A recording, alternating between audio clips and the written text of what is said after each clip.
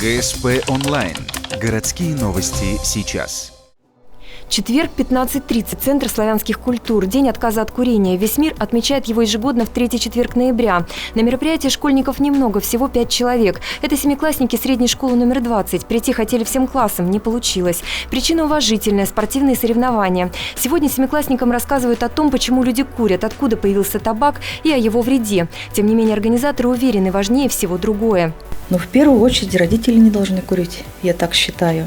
И поэтому вести здоровый образ жизни, побольше детям уделять внимание, больше спортом заниматься, различными играми, поменьше смотреть компьютер. Мода на здоровый образ жизни медленно, но верно приходит в Россию. Многих агитировать за здоровый образ жизни не нужно. Спорт и так часть их ежедневного существования. Сегодня зарядку-разминку школьникам проводит мастер спорта по лыжным гонкам Елена Теплова. Вместе семиклассники участвуют в конкурсах и вслепую собирают набор некурящего джентльмена.